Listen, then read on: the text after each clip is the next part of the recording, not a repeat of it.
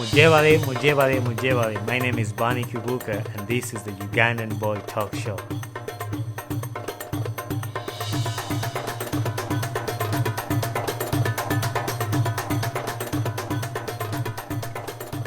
Hello, everyone. Welcome to the Ugandan Boy Talk Show with your boy Bonny Kibuuka. This is a continuation of Coming to America. I left off by saying I had to go to Uganda, hoping that I'll be back in the States. Before I left to go to Uganda, I booked my appointment with the United States Embassy in Uganda so I can be on time to get my new visa. Like I said in the last episode, that the school had given me 10 days to be out of the school. And I couldn't get an appointment with the embassy till the first 7 days. So I only had 3 days to get my visa and be back in the States. So I get my appointment with the embassy. And those of you who are familiar with these visas, like they usually work Tuesday and Thursday. And so I had my appointment on Tuesday, hoping that I'll have my visa by Friday and then fly back to the United States because my return ticket was on Saturday. When I went to the embassy, the consular told me, "Have you tried to fix this visa?" I was like, I did all my best. I had all the proof. Like I had a lot of documents in there to prove that I was trying to fix my visa for the whole year. She was like, "This is unusual. And I think you're going to have to give us like a week to look through all this paperwork to see where the mistake came from." I told the lady, I don't have a week. The school gave me 10 days. I've used 7 because I couldn't get an appointment. So I only have 3 days to go back to the States. She was like, "I'm sorry, but that's not how things work." And she gave me a letter that was actually stamped and signed that I need to give them a week, come back in a week. But before I left the consular's office, I told her, if you give me this visa in these next 3 days, it's going to change my life. She was like, "I'm sorry, but there's nothing I can do."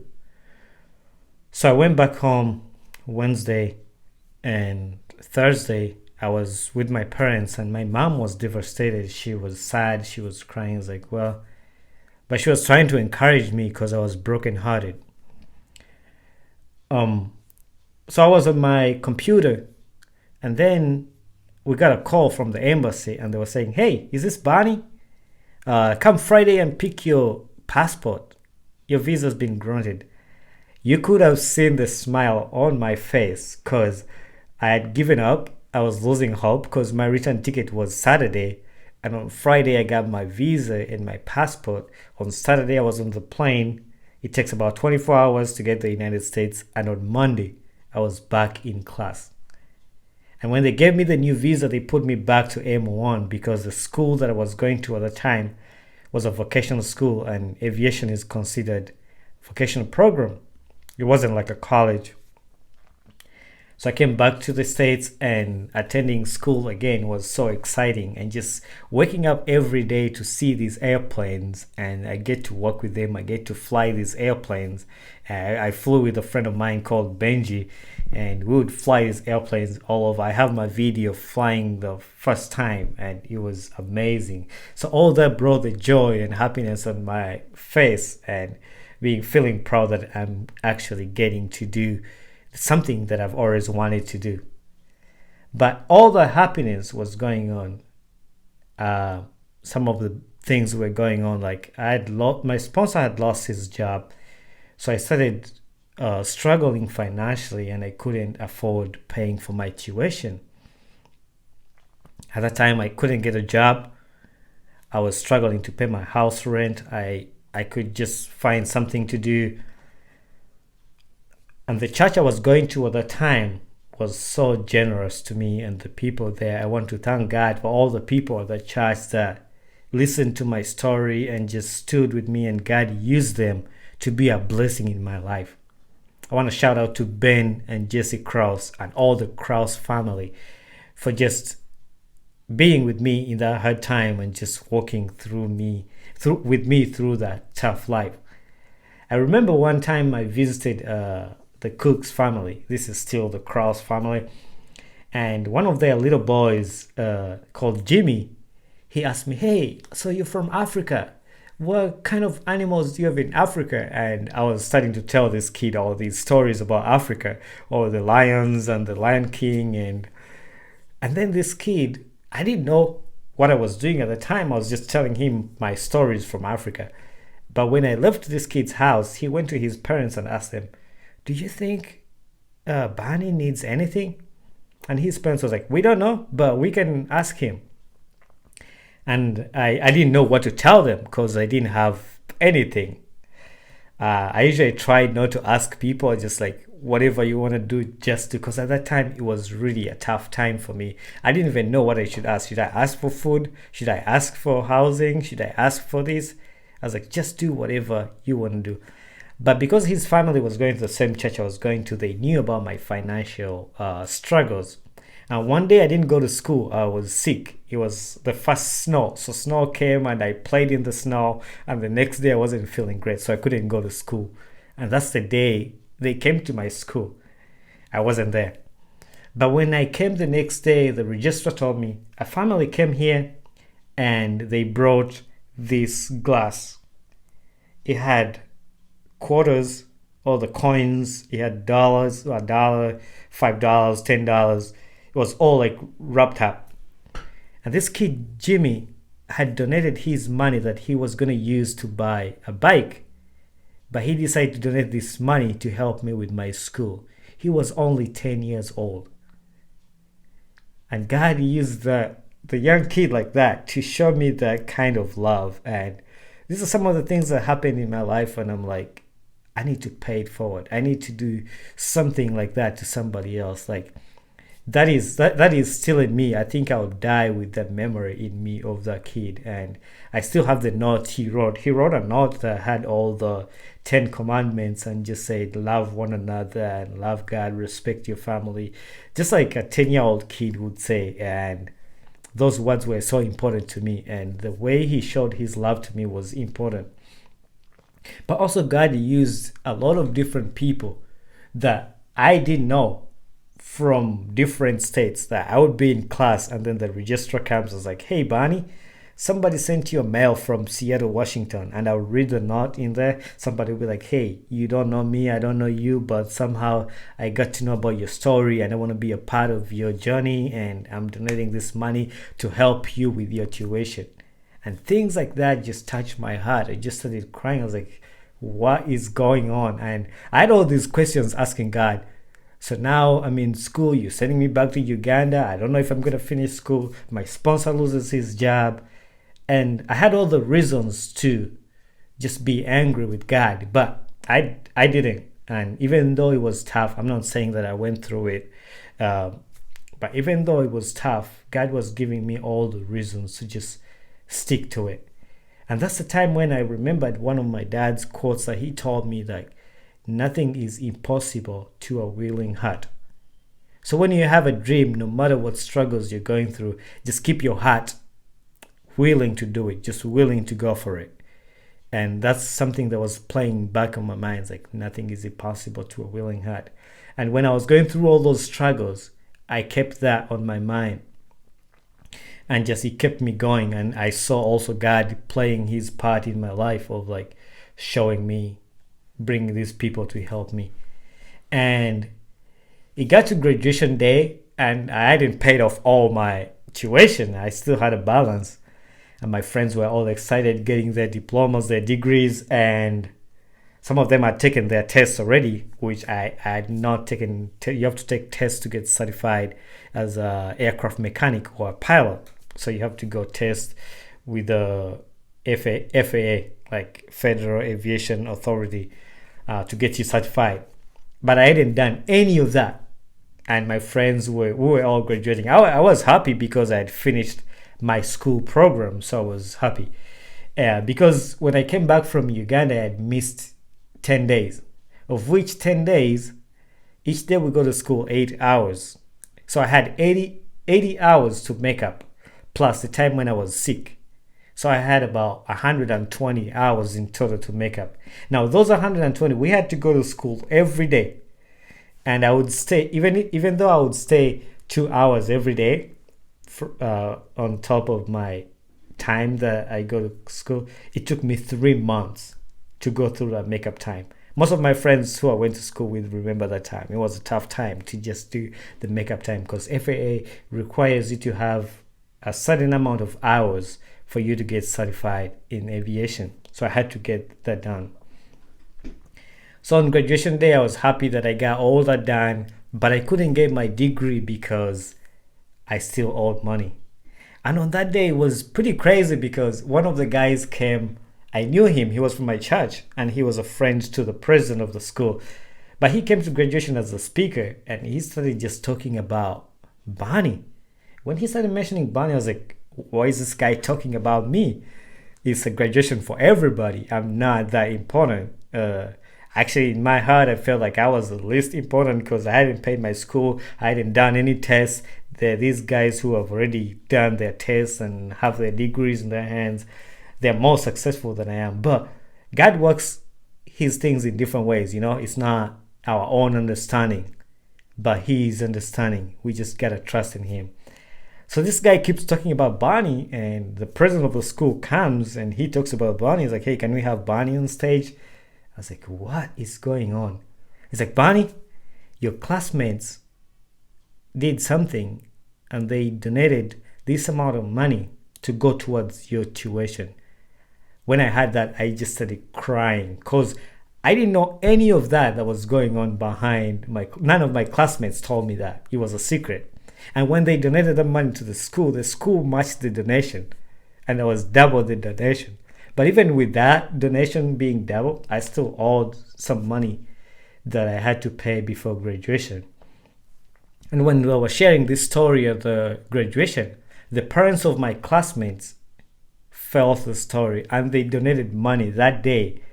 The money they donated was enough to pay for all my school and also pay for all the tests that I had to do to get certified. Who does that? Like, that's something that just out of the blue just happened. And I was like, God is real. The next day, what I did was to just go to the airport, did my oral test, did my written test, and did my practical test.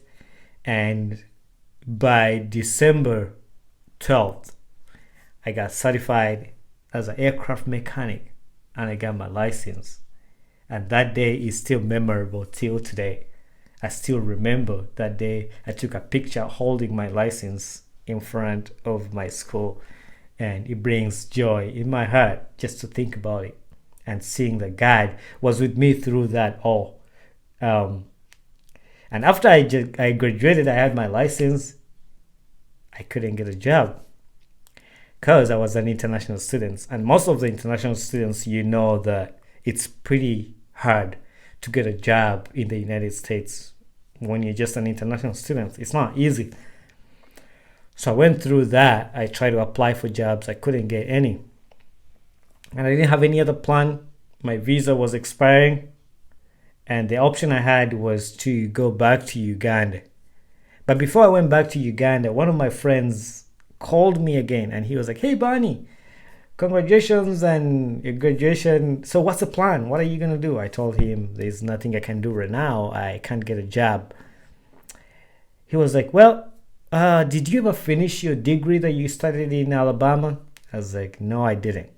Would you want to do that? Is that something you're still interested in? I was like, yeah, I'll be willing to go and finish my degree since I can't find a job. So he told me about the school in Lansing, Michigan. It's called Great Lakes Christian College. And he told me, you go there and you can play soccer. I went to this school and they had 2 soccer fields. I was like, this is home. So I went there. But the other thing that was on my mind was like, how am I going to pay for this school? Because I didn't have any money. And most of my international students, friends, this, like it's pretty hard to go through school in the States. I went to this school. I told them, I can't afford to pay for the school. The previous school that I went to, my sponsor lost his job and I couldn't go through it. So people just helped me to pay for my school. They're like, let's see if we can find any scholarship. And I just kept praying for that. But that wasn't the only problem. The problem was that I was coming off an M1 visa. That this school is a college and I need to get an F1 visa. So what needs to happen? I need to fly back to Uganda to the embassy to get an F1 visa.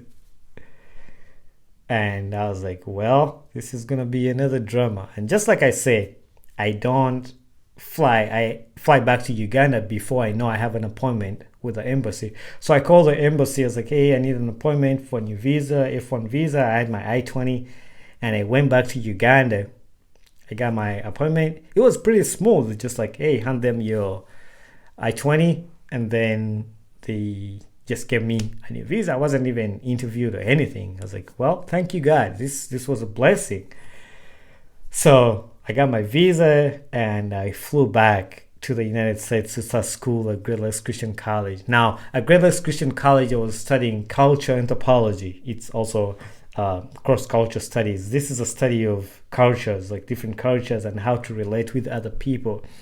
And that was something I wanted to learn because today it has helped me to understand, to live with other people and you see what's going on in the world today about racism and people who are different, understanding people who are different and being able to live with them without causing conflict, and those are some of the things I've benefited from the degree that I got. But during my time at Great Lakes, we had a soccer team. Now, I played soccer my whole life in Uganda, and I got an opportunity to play on a college level with Great Lakes Christian College. Now, my first season, it was my first year in Great Lakes, and I want to shout out to Dino Brega. I'm going to host Dino Brega on here. He was my first coach, and this guy, he's from Liberia. Today, he's a brother to me. I would say that he's a brother to me. I'm gonna host him here one time to just talk about his life. But I want to give him a shout out. Dino, that's his nickname. Wherever you are, he's a talented soccer player. He plays for Lansing City and he's a goalie, Lansing City Futsal. So he's really great. But yeah, he was my coach and we went through a tough time. He was also a player the years before I started playing. So he was African and we related together. We connected really well. So we played all over the country. We would travel. I would have to admit, I'm not going to lie, our team wasn't the greatest. And I always wanted to play good soccer, but it wasn't the greatest. We didn't really do very well. But I had a pretty good season. I ended up being the top scorer of the season. I think I ended with 12 goals. Oh yeah, something. But I remember one of my highlights was the game we played in Ohio. I don't remember the school. It was Southeastern something. And that game, even though our team wasn't that great, I scored 3 goals and I hit the post multiple times because that's what I do best. And Dino can relate. I hit the post almost all the time. That one game we played Fairhaven, I hit the post like 11 times and I just couldn't score. But yeah, soccer was part of my life at Great Lakes, and I want to appreciate those people who put in their effort for that. And then 2019, we had a pretty good season. We had Coach Ian. He's really amazing. Shout out to Coach Ian and my teammates. I really miss you all. Gavin, Zach, Penn, all of you guys, Christian Baker. We had a pretty good time like playing soccer.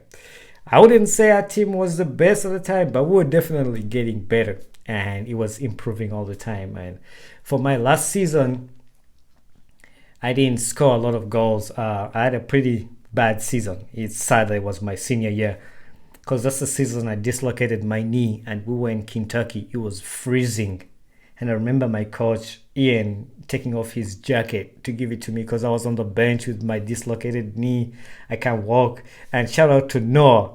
He was able to lift me from the soccer field to the bus when going back home because I couldn't walk with my knee. So I remember that time very well. That season, I only had 2 goals. And then I got injured. I missed out on the rest of the games. I think I had 2 or 3. Yeah, I think around that. I missed out the game, but my last game, I wasn't feeling the greatest, but I was getting better. And my coach wanted me to play, and I played with a brace on my knee. I think I played about 15 minutes because it was my senior year, and that was my last game. I finished my season like that with an injury, but all along that was a fun time. That was a great time at Great Lakes Christian College, and shout out to all my professors. Like, I had a great time being at Great Lakes. And while I was at Great Lakes, in one of my classes, it was actually music experience. That was the first class I had at Great Lakes, and sitting there, that's how I met my current wife, Emily. My wife, Emily. We got connected. That would be a totally different story to just talk about. But yeah, we met in that class, and it was through Great Lakes that I met Emily. And I was at Great Lakes for 3 years. I was supposed to graduate May 14, 2020, but all of you know, coronavirus hit and things started going crazy too, because I had my job at Great Lakes Christian College, but because of coronavirus, I was laid off and I couldn't get a job. But I had to sustain the family. Emily was laid off too. She was a teacher, and we didn't have anything to do. But that was like an opportunity for God actually to come and bring different opportunities in my life. Because that time I was like, I'm gonna try to look for another job. I knew I had my aviation license, and I was a certified aircraft mechanic that can work on any registered airplane in the United States. I put my resume out on the internet because one of my friends, Zach Lane, shout out to Zach Lane, man, you helped me a lot from school to after I finished school until today. We still talk. Shout out to you, man. He told me, hey, put your resume online. I put it online, and in just 3 days, I got calls from all over the country, Arizona, Florida. Hey, we're looking for airplane mechanics. We're looking for aircraft mechanics. I was like, this is crazy. And everybody wanted to hire me. But coronavirus hit. Everything started shutting down. All the places that had called me, they canceled my interviews. But there was only one place that stayed in touch with me, and that was Kalita Air. That opened the door for me to start working at Kalita in April. So I started working on airplanes. We work on the Boeing 747. Those who know the different kinds of aircraft work on the Boeing 747, 767s. We have some 777s, but I specialize in the engines. So I do engine overhauls with other people. We tear down the Pratt Whitney engines, 4000 series. And we take those engines apart and put them back together. And God has helped me to learn all those things. And still today, I'm still learning. So God opened that door for me at Kalita. I've worked there now, I think 8 months. And while I was at Kalita, I was finishing my degree because our school closed too. And we were supposed to graduate. They extended our graduation in August. So August 29th, I went back to Great Lakes and graduated. My school was paid off, and we had an excitement time with all my friends who were excited to graduate. I graduated with a culture anthropology degree and added that onto my books. And that's a degree I use. It's helping me personally, like I was telling you that.